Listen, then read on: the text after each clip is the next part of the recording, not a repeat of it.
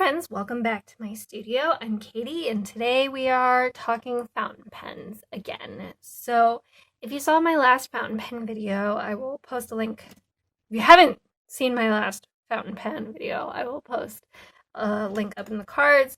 But I did a video specifically on this Pilot Kakuno, why I chose it as my first fountain pen. It was the one I hadn't intended for it to be my first fountain pen. I had intended it to be a fountain pen, and then, other things happened. So I am about a month into this hobby, so take all of this for what it's worth, which is something between first impressions and kind of a more detailed account. So I bought this, as I explained in that video, because I wanted something with a super fine point comparable to my Pentel Energel. So let's talk about a little background about me, why fountain pens isn't a shocking hobby for me to have fallen into. I have always loved pens. I have always loved paper and stationery and whatever. I think my dad first started teaching me calligraphy when I was about in 4th grade, so 10 years old. I've come and gone many times from that. I tend to be a hobby cycler, but this is a hobby I've had a number of previous times, not these specifically, but I've had a lot of those like felt tip pen calligraphy pens in the past. So I got this one, as I described in that video, because I wanted a super thin line. It started because I loved my Pentel Energel gel pens, and this was a great choice. This is a Pilot Kakuno in a nib size of extra fine. And I am using fountain pen friendly paper. This is Cosmo Air Snow, which I will post a link to. So there's no feathering or bleeding or anything. I will talk about paper more. I'm planning on doing a video coming up about if you want to make a fountain pen friendly planner with printables. So that's coming soon. But as you can see, it writes super fine and crisp, and I bought it because I wanted to be able to choose my own ink color. So some things I really like about this: it's $13 US. It has a great nib, so there are a number of ways that manufacturers can spend the money you're paying for a pen. There's the nib, there's the body, and then there are, I don't know, some other extras. And I feel like a lot of the money from this goes to the nib, which is excellent. The body isn't exciting. It does come in some colors. I bought the clear one. It comes with like cartridges, but once you've used up the cartridge, you can refill it yourself. And that's what I am doing. Although I actually already had cartridges from a previous time in my life that I've picked up some pen stuff. So the body isn't fancy, but the nib is really good. It writes really smoothly. If you're making the transition to fountain pens, a thing you need to know, because when I first got this one, I was like, oh no, that's scratchier than I expected, is that you don't push on a fountain pen, like on a normal fountain pen. So if you're like me and have been using gel pens or ballpoint pens for a long time, you might find yourself pushing at first, and you don't need to, and you will maybe get some unpleasant feelings of the page. All you really are, it's capillary action that pulls the ink out of the nib, and so really all you need to be doing is lightly making contact on the page, and that's enough for the ink to come out. So this was the first one I bought, and I bought it to be super thin. But it became clear, I think there were like 2 days between when this arrived and when I purchased my next one. because I was like, well, that's fun, and putting ink in it is fun. What other fun inks and other fun things could I do? So I bought this pen from Goulet Pens. I'll post a link to their website. They have an excellent website. If you're here in the US, I highly recommend it. If you're elsewhere, I still highly recommend it, but there might be other choices. They sell ink samples in 2 ml tubes. The container I got elsewhere, but just these 2 ml samples, which is excellent. And so I wanted to order a bunch of those, but I also wanted to buy a pen that was going to really show those off, because as much as I love the extra fine Kakuno, it makes very thin line. You're not going to get an enormous variation in color with shading inks as you will with a pen that just lays down more ink. So I bought this one. This is the Diplomat is the name of the brand. Magnum is the name of the model, and I got it in a medium-sized nib. Now, what you can probably see, and will be able to see more as this dries, is how much thicker this line is and how an ink can like have dark spots and light spots. And that's called the shading. And I bought this pen specifically as something very different from this extra fine so that it could really show off that shading. And this did a great job. I love it. It's about $30, I think, or so. And I got this like iridescent purple color, which I really enjoy. And I find this to be an extremely pleasant pen to write with. Both the Kakuno and the Magnum have like faceted grips, which if you have an unusual grip, you may not like. So that's worth knowing, and then you might prefer a round grip. But if you like kind of try hold, with your thumb and your forefinger and then your middle finger underneath, I find this to be super comfortable for both of them. And I really like those facets. It helps you keep the nib at the right angle, because if it's twisted, the ink doesn't come out properly. But if you're holding it at exactly how they expect you to, then you get great ink flow because you're not off angle to the paper. And so I find this just an extremely pleasant one to write with. I mostly write in caps lock with this one. I think mostly because I'm trying to show off the shading, and writing in capitals really shows off the shading because you or print in general, because you pick up and put down your pen a lot. So if I write in cursive, I've never stopped, right? Like I just went straight through the whole word, and the only stop I got was at the end, and you can see that the ink pooled there at the end. And I mean, there's a little variation in other places too, but if you write in print, you're picking up and you're putting down a lot more often, and that gives the ink a lot more opportunity to shade. So I mostly write in all caps with this, and it's a little big for some things that I do, but I really love it, and I didn't want to buy something that was too close to this. If I was only going to have 2 pens there at the beginning, I didn't want them to be virtually indistinguishable, and these two, very distinguishable. But it is a little big for me sometimes. So, and I bought this pen.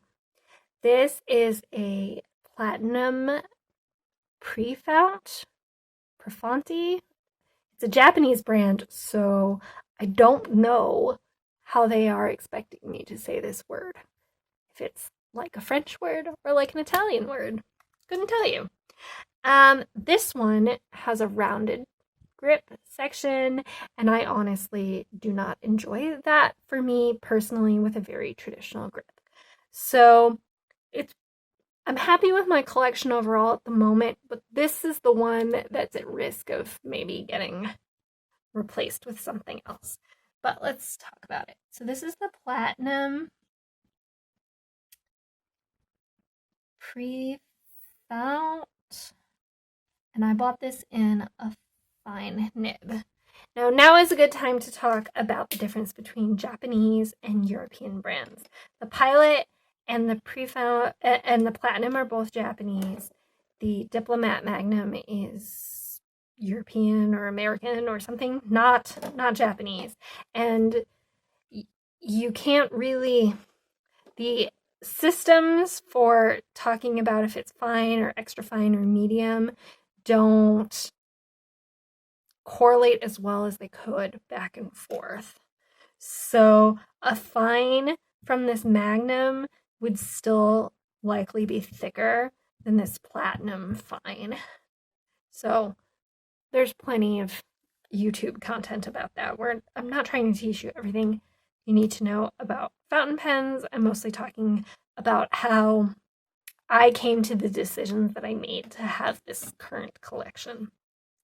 And I picked this Platinum with a fine nib because it was definitely going to be thicker than the Pilot Extra Fine and thinner than the medium. I mean, obviously, but I kind of wanted it to be a little on the finer side. But like, look, it still really shows off some nice shading in this ink. So this was the right nib size, I think, for my collection is the third one. This is the missing link that I needed. But I wonder if I would have been happier with another Pilot or something. There's nothing wrong with this pen except that I don't enjoy the grip section. And I think I have other rounded grips that don't bother me as much as this one. So, I give this one, it's not a bad pen by any means, but I'm not sure it's the right pen for me. It does have an incredibly satisfying click, though, if that's a thing that interests you.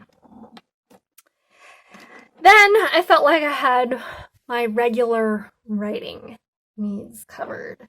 So then I started to get a little dramatic. So, oh man, this has been leaking. This pen and I have some issues. I will be upfront with you about that.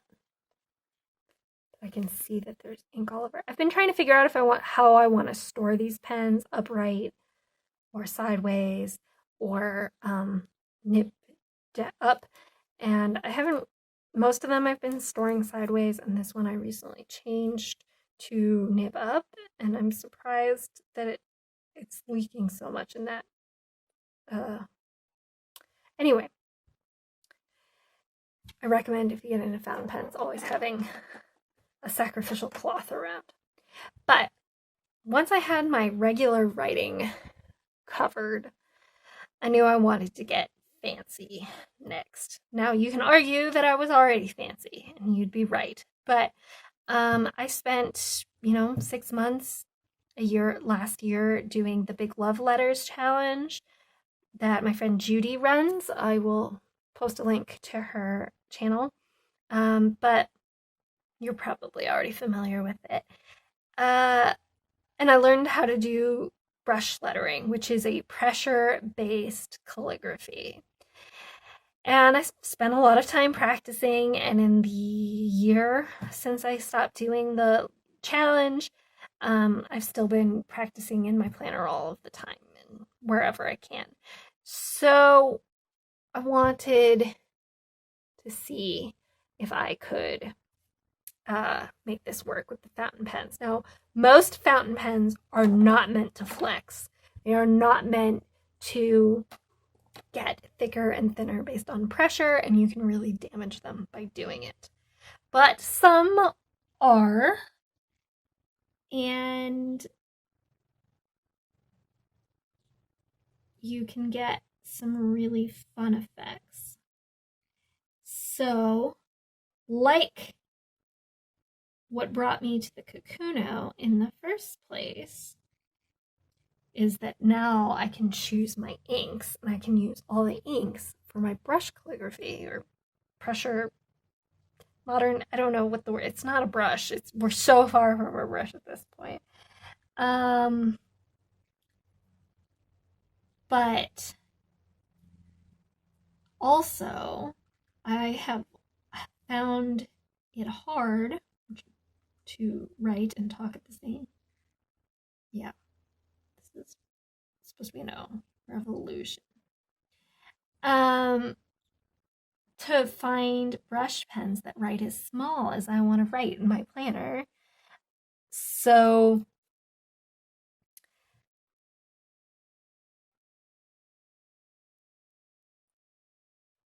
this is a nice alternative because right now all I have are the Monamis, and they're great, but they're not of the highest quality from a manufacturing standpoint. Some of mine are starting to fray already, and I'm sad about that.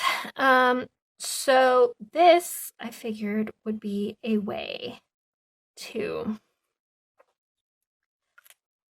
be able to pick my own ink colors, to be able to write a little smaller, and also just, a fun new thing to try. So Fountain Pen Revolution is a company, I will post a link below, that does these Ultra Flex nibs. This particular pen is called the Himalaya.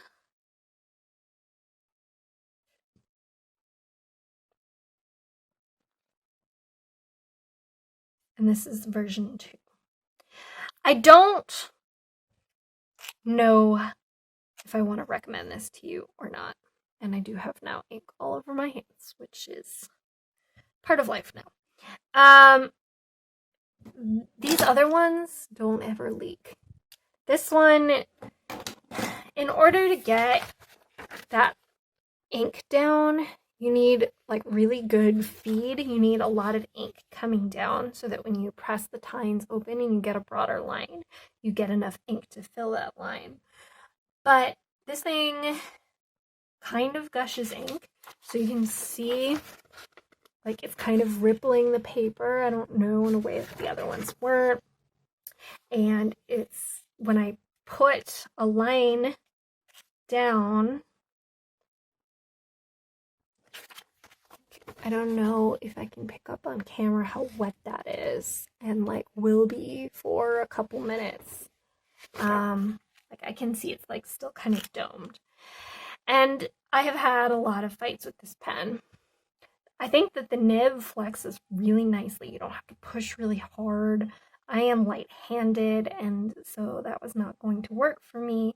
So I really like the nib, but we've had some fights.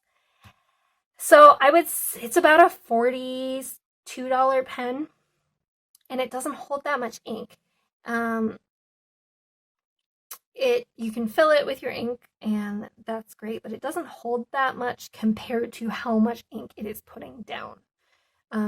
So it holds as much as any of the other ones do, but because it puts so much ink down, it doesn't last super long. Now, if you are like me and you constantly want to be changing your ink color, it's not that big a deal, but I think if I were to recommend something, I would pick one of the other bodies that you could get the flex nib on.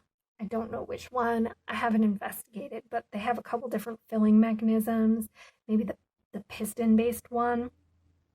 I think the nib works really well. I will post a link below to the YouTuber where I got this idea for this overfeed, which helps it be more consistent, because if you go too hard, too fast, eventually the feed will give out and you'll get what's called railroading, which of course isn't happening right now when I need it to. This overfeed helps prevent railroading. Wow. Railroading is when the ink doesn't fill in the middle. It just, there you go.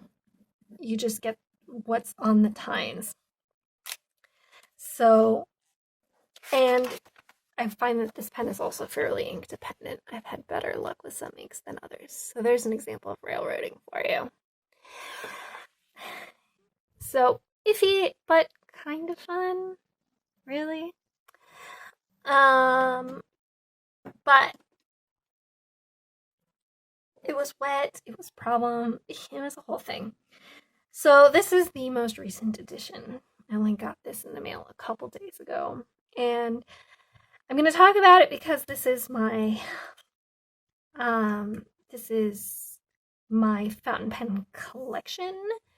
Not because I'm encouraging you to get this pen, because it is not an easy pen to get. This is 100 years old. This is a vintage pen.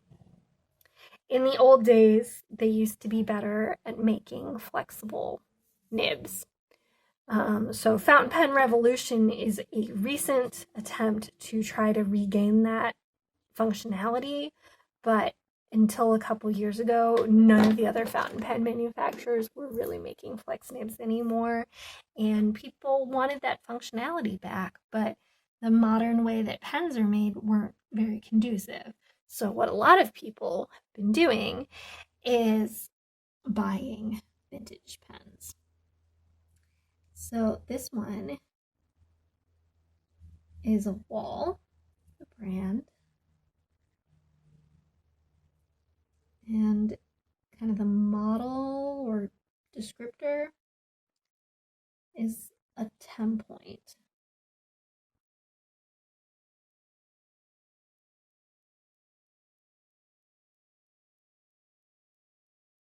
And this gives wonderful variation. It's stiffer than the Fountain Pen Revolution one, the Ultra Flex, which means it was a little bit of an adjustment, but it also means that it's more comfortable writing smaller. So let's see. I can do, pressure-based calligraphy at a pretty small scale. So, like, if I wanted to letter the word remember in my planner, this is smaller than 1.5 inches wide, right? Like, I can get that across, and I don't have any pens that can do that. These are the Monami 3000 plus, and I can get the word remember in, okay. I can write that small with it, but I'm not putting the pressure down, like, I'm not getting the full range at that size. So hard to letter on the spot. I think that is smaller than 1.5 inches, but that's the reason I bought this, was something that could write small but still flex. I haven't been able to find anything smaller than these, and even these have room for improvement.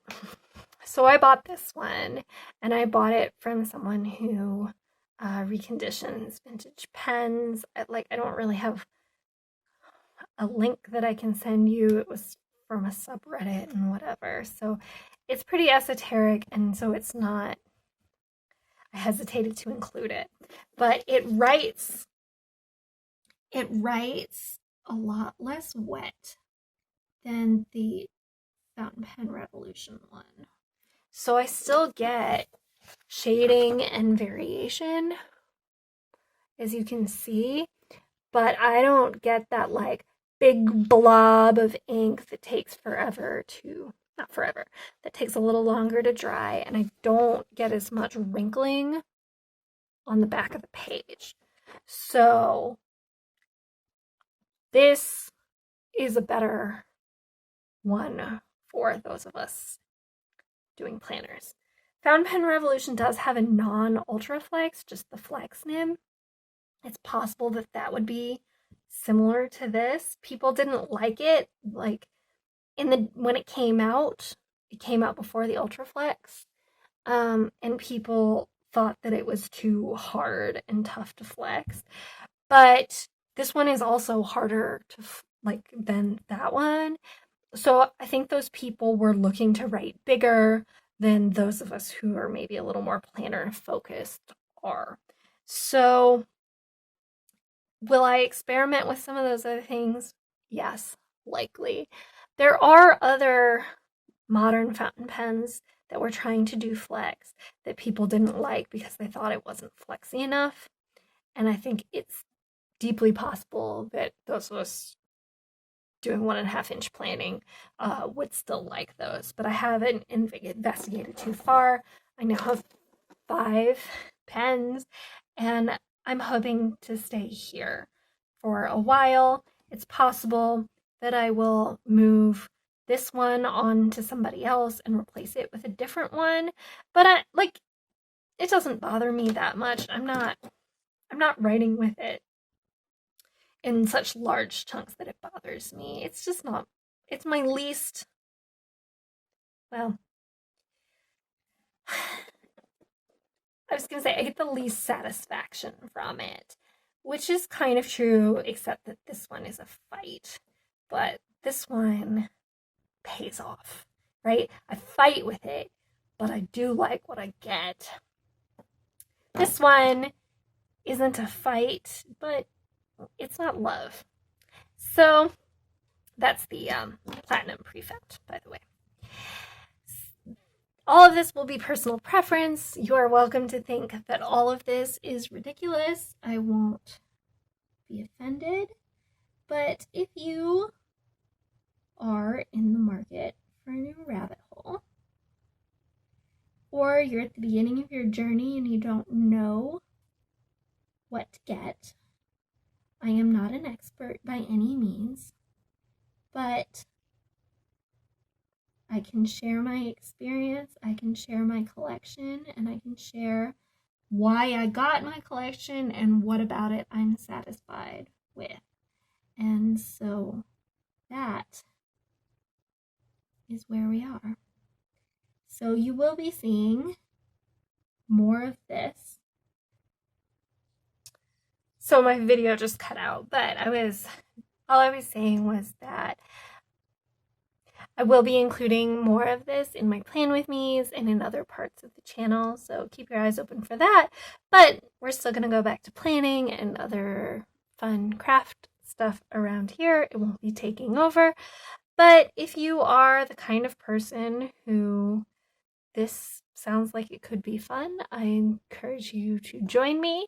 If you are the kind of person who thinks, wow, that sounds like way too much effort to keep all the things happening, that totally makes sense too. My favorite regular pen is the Pentel Energel at 0.3, and for the brush lettering or the Monami 3000 plus, and then lots of other great pens out there that involve a lot less fussing. But if fussing is your idea of a good time, if choosing your ink and getting them to shade and picking the right nib to show them off and whatever, if that sounds like fun to you, then join me in the madness. I'm glad to I'd be glad to make more fountain pen friends. So that's it for me for now. If you are hoping for more Plan With Me's, don't worry, they're coming. It's just that I've been really busy with my collection launch prep, and those videos are a little slow to make, but they are coming once the collection has launched, which if you want to be in the know when the collection launches, there is an email list sign up in the description below. I'll post a link to that, and then you will get a 20% off coupon, and we will, be Baker Lane Studio friends together. Anyway, I will talk to you soon. Bye, friends.